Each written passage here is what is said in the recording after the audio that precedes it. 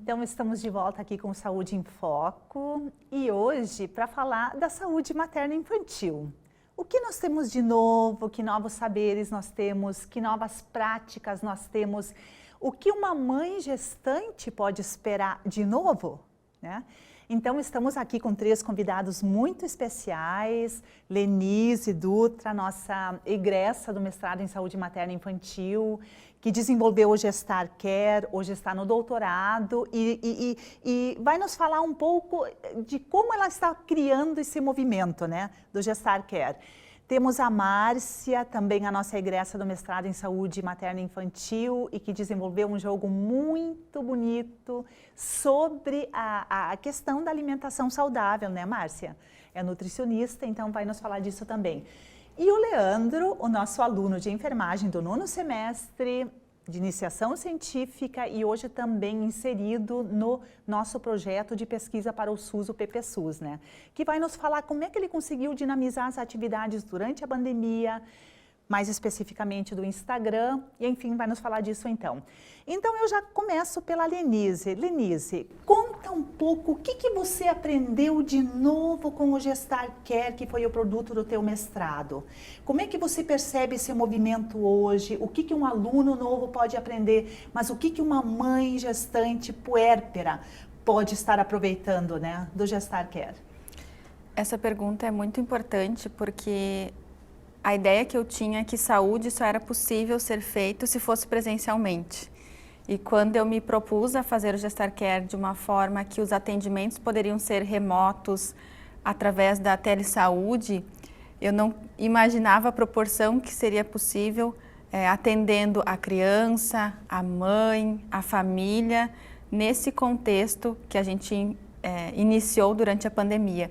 Então, é possível, sim, isso foi um dos aprendizados que eu tive através do Gestar Care, de que o atendimento online ele não desumaniza, pelo contrário, ele é mais próximo e a criação de vínculo que a gente tem com as mulheres, com as famílias, é ainda maior do que no presencial.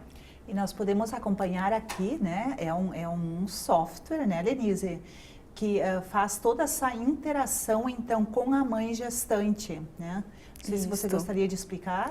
Isso, através do Gestar Care, a mulher consegue ter contato com profissionais da área materno-infantil, médicos, enfermeiros, psicólogos, consultores do sono, consultores de amamentação, doula, e aí ela chama o profissional e ali ela pode agendar a consulta com ele, marcar para um outro momento ou já enviar a dúvida dela, né? Então essa rapidez no atendimento, dela não ter que esperar para a próxima consulta, que no presencial a mulher espera às vezes um mês para a próxima consulta, mas a dúvida ela acontece às vezes no outro dia, no dia seguinte à consulta. E por que esperar? Ali ela já manda a mensagem dela para o profissional e ele vai trocando essa mensagem com ela pelo chat e ainda ele pode fazer o atendimento online, a consulta online, deixar tudo registrado no prontuário.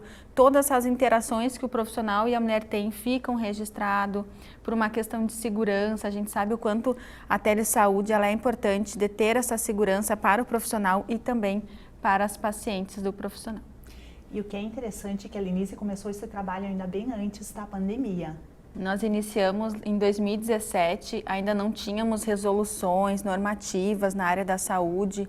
A enfermagem este ano foi pioneira na hora de regulamentar a saúde digital. Isso é extremamente importante para a nossa área da teleenfermagem. Então, realmente, eu fui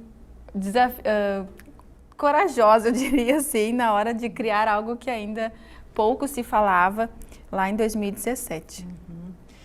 E a Márcia, nutricionista, né, Márcia? Vocês também sempre tiveram essa preocupação de como fomentar essa alimentação saudável entre escolares, crianças, nas famílias.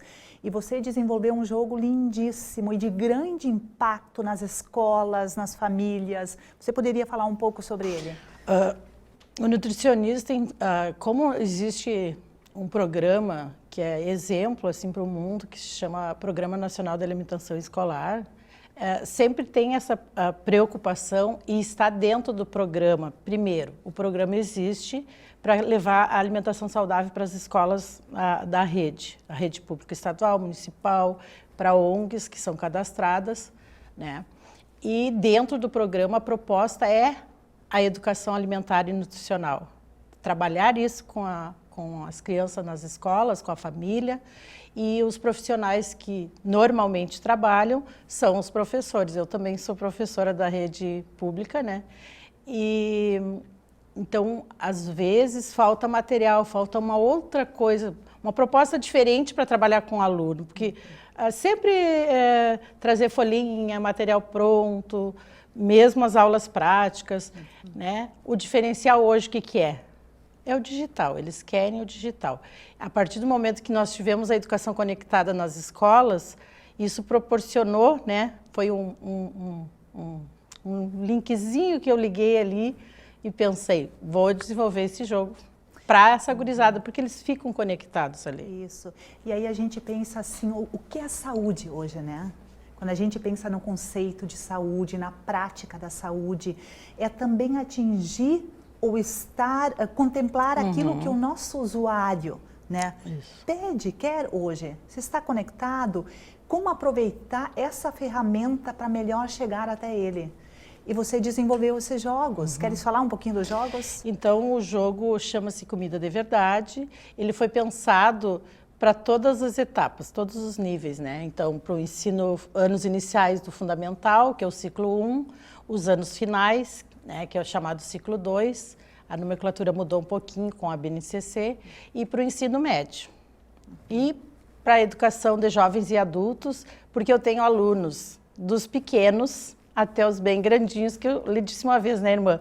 Eu dou aula de 8 a 80, então eu atendo as crianças, a mãe, a avó, tia, tu acaba atingindo todo o grupo familiar com esse tipo de atividade, né? Então, ele está dividido, a gente pensou em adequar conforme a idade. O que essa criança joga? O que até o 5º ano, lá de 6 a 10 anos, o que eles levam? Eles ainda levam um lanche na lancheira. Então, a gente pensou no jogo 1 voltado para isso, aquela criança saber o que ela tem que levar na lancheira.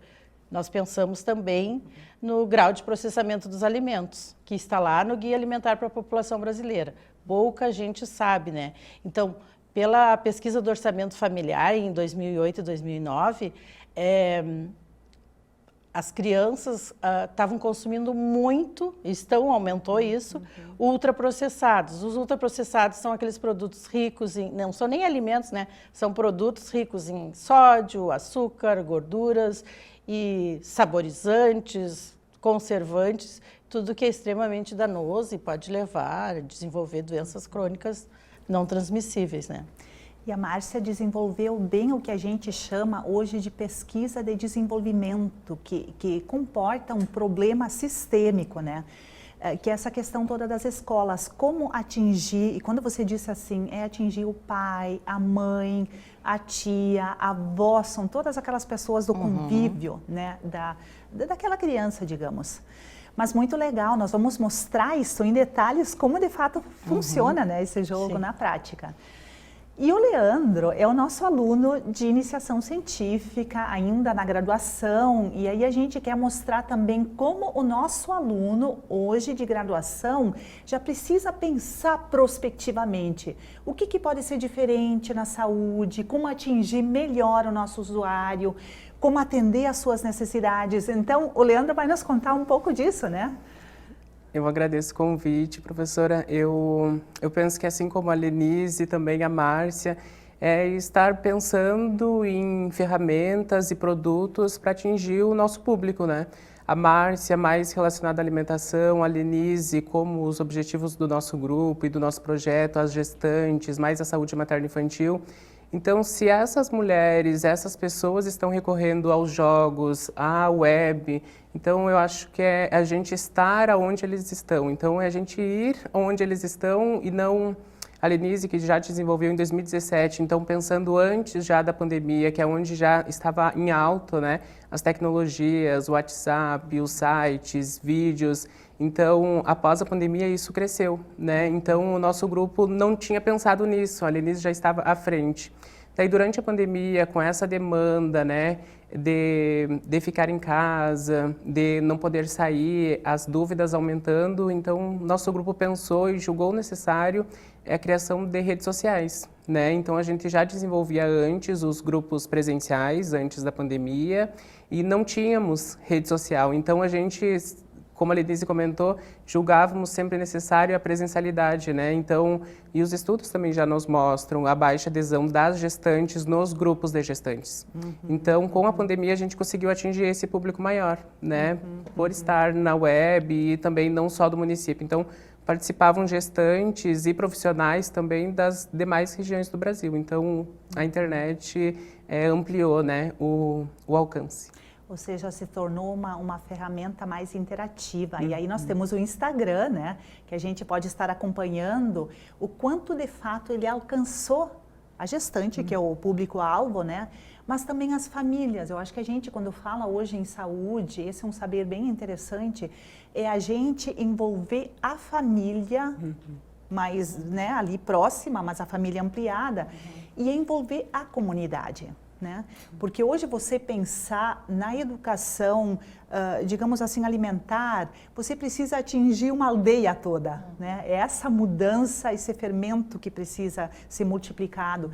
E aí o Instagram, a gente pode estar acompanhando aqui, ele de fato ele conseguiu atingir as gestantes, ele atingiu os profissionais, eu acho que esse é um elemento bem importante também. Acadêmicos. Hoje, isso, os acadêmicos, estudantes, professores, enfim, mas essa rede mais ampliada.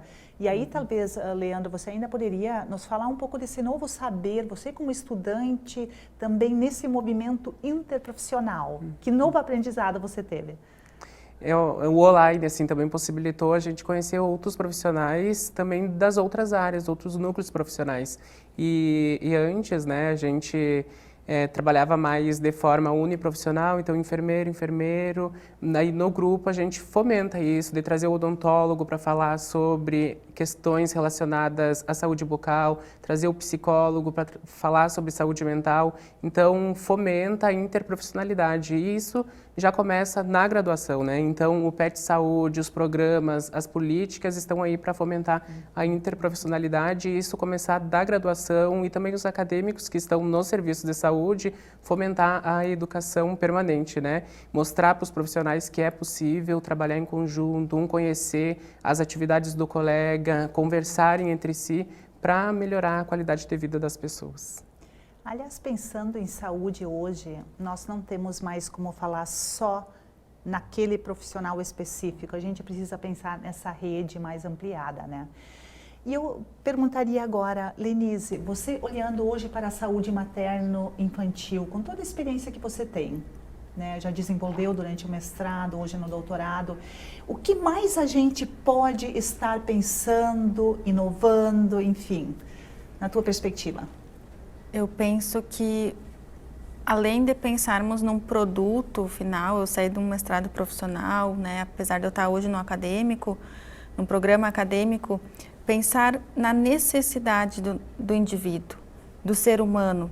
Então, antes da gente pensar numa nova tecnologia, antes da gente pensar em fazer um podcast, um Instagram, qual é a necessidade? E o Leandro e a Márcia trouxeram isso muito bem. A necessidade daquele meu usuário. Onde é que ele está? Conversar com ele, extrair. E aí, dali, eu partir para uma tecnologia, criar, empreender, algo que venha beneficiar, a sanar aquela necessidade. E hoje a gente já fala em saúde 5.0, que é isso, colocar o usuário no centro e as tecnologias, então, dando esse suporte, interligando, trazendo a interprofissionalização, para então atender a todas essas necessidades de uma forma mais abrangente e com qualidade. E aí muda todo o foco da nossa pesquisa. Eu não estou desenvolvendo uma pesquisa para gerar um produto, mas é o que nós chamamos hoje, né, o design centrado no usuário, o que realmente o usuário precisa, né? O que ele necessita. Então, essa é uma nova perspectiva que nós temos hoje também na saúde, essa mudança, diríamos assim, ó, de olhar para o nosso usuário, né? Vocês teriam alguma coisa para comentar, Márcia? Eu Leandro? acredito que não é só na saúde, eu acho que também na educação, principalmente, né? E a pandemia possibilitou bastante, como o Leandro falou, que a gente interagisse com pessoas do mundo todo, na verdade, né? A gente teve aqui mesmo na universidade alunos que estão fora e a gente pôde presenciar e ver que a gente tem que focar e trabalhar de forma interdisciplinar mais do que nunca. Então começa da pesquisa e depois o produto é só Complemento. Na verdade a gente acaba fazendo mais de um produto, né? No próprio jogo a gente tem mais, dentro do jogo tem um guia que é para os profissionais. Então a gente acaba e surgem vários se a gente parar para pensar, né? Então, E o próprio produto, esse movimento transformador do próprio envolvido, digamos, do próprio pesquisador envolvido, que consegue fazer também esse movimento de transformação pessoal. Acho que esse é um dos produtos mais importantes, digamos, do nosso mestrado, que é profissional, né? Mas uma interessante perspectiva. E você, Leandro? Como é que você vê a saúde? Você agora já se vendo como enfermeiro, formado daqui a pouco? Sim, eu acho que temos que ousar, né? Eu acho que os últimos 2 anos ousamos, né, da nossa criatividade, também do nosso conhecimento, de toda a nossa bagagem já de conhecimento. E eu acho que os desafios, os aprendizados são muitos, né? Então a gente nos desafiou em criar videochamadas, então nem sempre dava certo, né? Caía a internet, desconectava, nem todos os participantes conseguiam se conectar. Então os aprendizados, isso não tem como desprender, né? Então possibilita e fará diferença depois no futuro profissional que seremos. Não só no futuro, mas agora, né, Agora. Leandro? Sim. E agora? Cada um em um minutinho, o que gostaria de deixar para a nossa comunidade, para os mestrandos, mas para as mães, que novos saberes, enfim, que perspectivas? Eu acho que a mensagem que eu deixo para os mestrandos, como egressa do mestrado, e até para os acadêmicos que estarão nos assistindo, é que não desistam de ouvir, primeiro, ouvir o nosso paciente e através dali tirar um aprendizado que possa proporcionar o melhor para a saúde dele, para a família e lembrando sempre que, independente da forma que vai empreender, eu empreendi no negócio, a colega empreendeu socialmente, eu diria que o Leandro intraempreendeu na enfermagem, né, sendo um exemplo para os colegas. Eu acho que é isso, às vezes a gente precisa se desafiar, ser ousado e, acima de tudo, sempre pensando no outro, o que eu posso dar de melhor, beneficiar o outro, não só na minha carreira, mas também pensando sempre no outro, ser ousado. E também aí o título faz sentido, né? A gente tem falado isso muito, não é o título pelo título, né? Se um curso de graduação ou um mestrado também não me transforma como pessoa e não ressignifica o meu pensar e fazer, não faz sentido, né? Márcia, você. Então, já pegando aí o que a senhora falou, a questão da transformação. A gente está em constante transformação, a pandemia possibilitou isso para nós. Eu acho que foi uma oportunidade de melhorarmos como profissionais e sempre pensando sempre no usuário, né? Aquele que vai usufruir, o que vai ter de melhor para ele. E pensar que a gente pode sempre fazer mais. E o mestrado tem essa chance, e é aquilo que eu falei. 2 anos é pouco, né?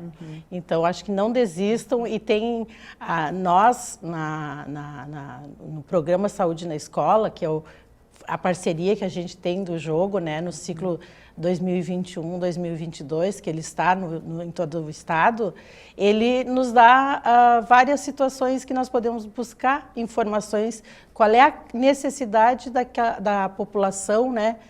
O que ela precisa, o que nós, como profissionais de saúde, podemos levar para essa população. Ele já nos indica, já nos dá ideia, ó, daqui vocês podem fazer para melhorar a saúde dessa população que acessa o SUS, né? Não só o SUS, mas em como geral, um todo, né? Porque o jogo eu fiz direcionado para a escola, mas ele pode ser usado em qualquer espaço.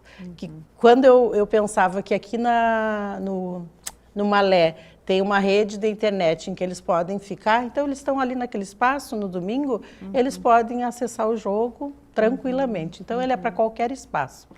Márcia, você disse uma coisa tão importante antes também de como interligar melhor todas as áreas. Eu não consigo mais falar educação sem falar em saúde, ou saúde sem falar em educação, né? Como aproximar. Leandro.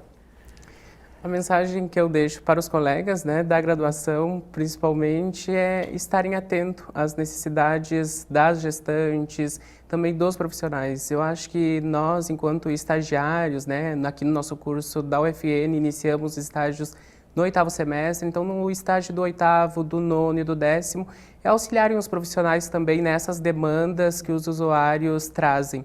Então, se a gestante, o profissional desejam um curso virtual, um encontro virtual, promovam, realizam o apoio que a gente tem da universidade, então isso fomenta também a integração entre o ensino e o serviço, dinamizarem também encontros, grupos de educação e promoção em saúde nos serviços, então ser um braço para o serviço, para o SUS e qualificar ainda mais a nossa prática e profissão.